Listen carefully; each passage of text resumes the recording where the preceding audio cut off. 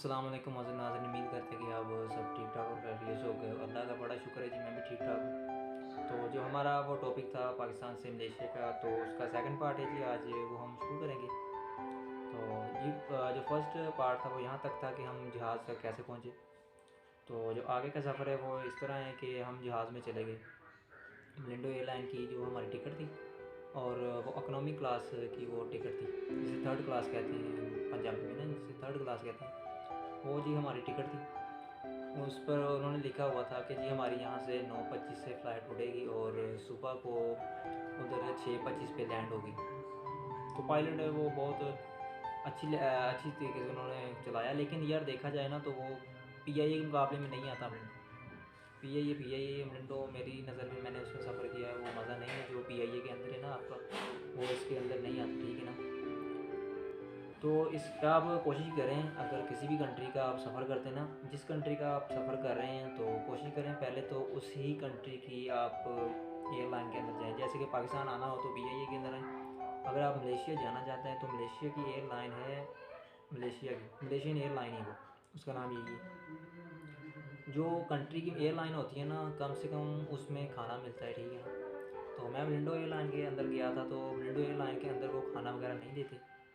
तो जिसने खाना लेना है वो 6 घंटे की डायरेक्ट फ़्लाइट होती है इधर से पाकिस्तान से, तो वो खाना नहीं देते, ठीक है ना। अगर आपने खाना खाना है तो आपके पास कम से कम 300 रुपया होना चाहिए, ठीक है ना। रिंगट होने चाहिए या डॉलर होना चाहिए, रिंगट या डॉलर चलते हैं उसके अंदर, ठीक है ना, और कोई करेंसी नहीं चलती।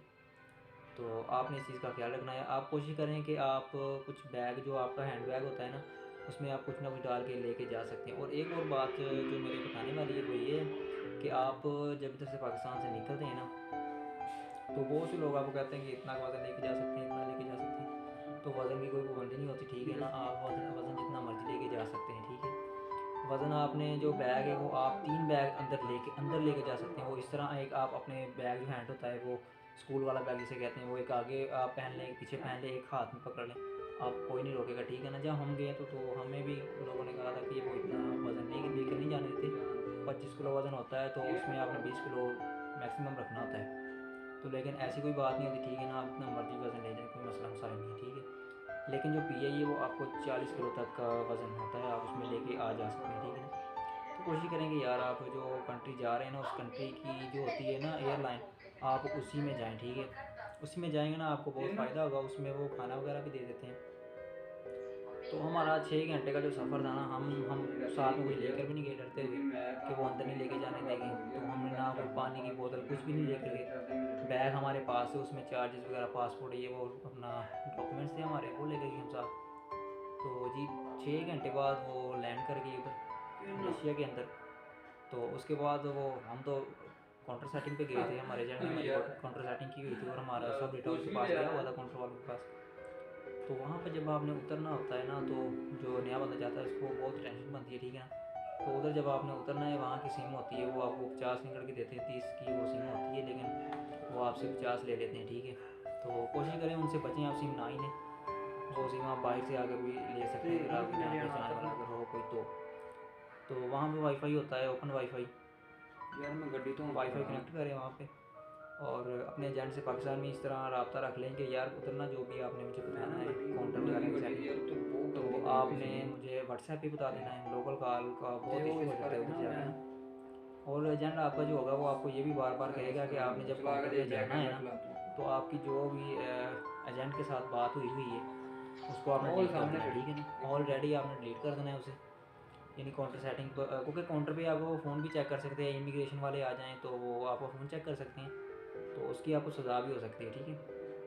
तो आपने जो भी एजेंट से बात की हुई होगी ना, वो चैट वगैरह आपने किसी से भी आपने इस हवाले से बात की हुई होगी ना, आपका कोई फ्रेंड भी है तो आपने वो डिलीट कर देनी है, क्योंकि काउंटर पे जाते वक्त वो इमिग्रेशन वाले आपको पकड़ भी सकते हैं, वो आपकी चेकिंग वगैरह कर सकते हैं, आपका फ़ोन चेक कर सकते हैं। तो इसलिए बेहतर है कि आप चेक कर लें। जो पाकिस्तानी काउंटर होता है वो मुश्किल नहीं है उसे वहाँ से गुजर के जाना, लेकिन जब आप जिस कंट्री में जा रहे हैं ना, उधर काउंटर क्लियर करना थोड़ा सा मुश्किल होता है, क्योंकि उनके अपने रूल होते हैं। पाकिस्तान में तो वो उर्दू बोलते हैं, उर्दू में आपको क्वेश्चन वगैरह कर लेते हैं, आप क्लियर कर लेते हैं। लेकिन जब आपने उधर जाना है ना, तो आपको वो सवाल जवाब पूछेंगे, ठीक है ना। हम तो काउंटर सेटिंग में गए थे, हमारे तो कोई सवाल नहीं थे। और सिम की बात रही तो सिम हमने ले तो ली थी, लेकिन मैं आपको यही रेफ़र करूँगा कि आप सिम ना ही लें, ठीक है। आप सिम लेने की बजाय वहाँ पर वाईफ़ाई ओपन होता है, ठीक है ना, वो चलाने में कोई मसला मसाइल नहीं होता। आपने कनेक्ट करना है, उसके आगे वो उनका अपना पोर्टल होता है, पोर्टल खुद ब खुद ओपन हो जाता है, ठीक है ना। तो पोर्टल ओपन होने के बाद आप उससे कनेक्ट कर लें, कोई मसला नहीं है। आप कनेक्ट करेंगे, कनेक्ट हो जाएगा, इंटरनेट आपका चल पड़ेगा। तो हमने सिम तो ले ली, लेकिन कोई फ़ायदा तो नहीं हुआ। व्हाट्सएप ही हमें भाई था हमारे एक साथ, तो उसके साथ उसका एजेंट का रब्ता, तो उसने बता दिया कि यार आपका ये काउंटर आप इधर पहुँच जाए। तो मलेशिया के अंदर जो हमारा काउंटर नंबर था वो 39 और 41 काउंटर था, या 40-41 काउंटर, ये इन तीनों में से 2 काउंटर थे हमारे पास। और हम 7 दोस्त थे, 4 दोस्त गए थे सॉरी। तो चारों हम सेटिंग पे थे, और हमारे डॉक्यूमेंट्स भी क्लियर थे हमारे पास, जो शो मनी थी वो भी पूरी थी हमें। और हमें पूरे तरीके से समझाया गया था कि यार इस तरह करना है, आपने डरना नहीं, उधर आपने कॉन्फिडेंस रहना है, ठीक है। हमने कहा कोई मसला नहीं, लेकिन बंदे कुछ हो जाते हैं। हमने ये सोचा, रास्ते में सोच रहे थे कि यार उधर उन्होंने क्वेश्चन वगैरह कर लीजिए, किसी ने रोक लिया तो उसको क्या जवाब देंगे, ठीक है। इस तरह में कोई इशू नहीं होता, ठीक है ना। हमें वहाँ किसी ने रोका नहीं, हमने क्लियर हो गया काउंटर गुजर गए।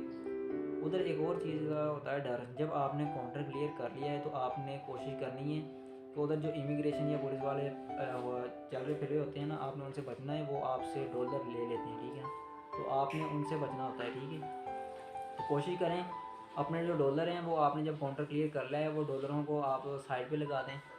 वो आपको इमिग्रेशन वाला आकर जो मर्ज़ी कही जाए, ठीक है ना, जब आप डन बेस पे गए हैं, जो मर्ज़ी कह ले आपने उससे घबराना ही है, डरना नहीं है उससे, ठीक है ना। आपने कह देना कि ये देखिए मेरे पास, मैं इमिग्रेशन क्लियर करके आया हूँ, ठीक है ना। तो वो आपको कुछ भी नहीं कर सकते, आपको गाड़ी में बैठाएं, ये करें वो करें, आपने डरना नहीं है उसको। जो अगर आपको पकड़ता भी है ना, तो आपने उसे कहना है कि मुझे ले जाए, वो आपको कुछ बिगाड़ नहीं सकता, ठीक है ना। अगर आपके मगर कोई आने वाला बंदा है, वो आपको खुद ब खुद वहाँ से ले जाएगा, कोई मसला मसाइल नहीं है। सबसे ज़्यादा जो पावर होती है वो विज़िटर की होती है, ठीक है ना। विज़िटर जो मर्ज़ी कर ले वहाँ पे जाके, सिवाय गलत काम के, तो उसको कोई नहीं रोकेगा। हर कंट्री के अंदर स्मोकिंग पर पाबंदी होती है, वो आपने कोशिश करनी है वो नहीं करनी, ठीक है ना। तो जो एक बंदा है वो अपने बैग के अंदर 2 सिगरेट के वो जो होते हैं ना पैक, वो लेके जा सकता है, उस पर पाबंदी नहीं होती, ठीक है ना। उससे ज़्यादा अगर होंगे आपके पास तो वो निकाल लेंगे। अगर वो आपसे पूछें कि ये कौन पीता है, तो आपने कहना मैं खुद पीता हूँ, ठीक है ना, फिर वो कुछ नहीं कहेंगे। तो हमारे साथ 4 लड़के टोटल थे हम, तो 2 लड़के इस तरह थे, 2 अलग से गुजरे, हम अलग से गुजरे। जो हमारे पहले लड़के थे ना वो गुजर गए, वो एक ग्रुप की शक्ल में था, वो लड़के जा रहे नए आए हुए, तो उनके साथ मिल गई। तो वो देख के ये बंदे को बात समझ जाते हैं कि ये बंदा नया है या पुराना है। तो बस वो समझ गए कि ये बंदे नए आए हैं, उन्होंने उनको रोक लिया। और रोकने के बाद ज़ाहिर सी बात है, फिर उनके पास जो था उन्होंने खुद ले लिया। उनके पास से उन्होंने फिर जी 100 डॉलर लिया। एक हमारा लड़का था 2 दिन पहले हमसे गया, वो भी वहीं पे गया था जहाँ हम गए थे, तो उससे उन्होंने 300 डॉलर ले लिया। अल्लाह का शुक्र है हम तो बच गए। हमें बार बार ये बताया गया था कि जब आपने काउंटर क्लियर कर लेना है तो आपने डॉलर नहीं शो करने, ठीक है ना। आपने यही कहना है कि मेरे पास पैसे हैं ही नहीं, ठीक है ना। आपने कहना है कि मेरे बैंक अकाउंट में मैंने उधर से जाकर वो निकालवाना है, ठीक है। तो हमने ऐसे ही किया, हमने शो करवाया ही नहीं है, हम अपना वहाँ से निकल गए। और वहाँ पे जो हमारा बॉस है वो हमें लेने आ गया। और जी अल्लाह का शुक्र है कोई मसला मसाइल नहीं पेश आया। उधर हमने वेटिंग किया आधा घंटा, तो उसके बाद हम वहाँ से निकल गए। तो 1 घंटे का राह था। हम शमलीन है कुलालमपुर के अंदर, कुलालमपुर के एयरपोर्ट पे हम उतरे थे ना। तो कुलालमपुर के एयरपोर्ट पे उतरे, हमें वहाँ से बोल रहे थे 1 घंटे का रास्ता है शमलीन। तो शमलीन के हम अंदर चले गए, वहाँ चले गए। और पता ही नहीं था कि यार जो विज़िटर है उसकी क्या वैल्यू नहीं है। उस मुल्क के कानून का हमें कोई नहीं पता था कि यहाँ पर क्या कानून चल रहा है, क्या नहीं चलता, ठीक है ना। तो ये रिपोर्ट भी लोगों को कर देते, कोई पता नहीं था, ठीक है ना। हम वहाँ पे चले गए, और जब वहाँ चले गए तब पता चला कि यहाँ का कायदा कानून क्या है, ठीक है। आज की वीडियो यहीं तक। अगली वीडियो में बाकी बताएंगे। अपना ख्याल रखिएगा। अल्लाह हाफ़िज़।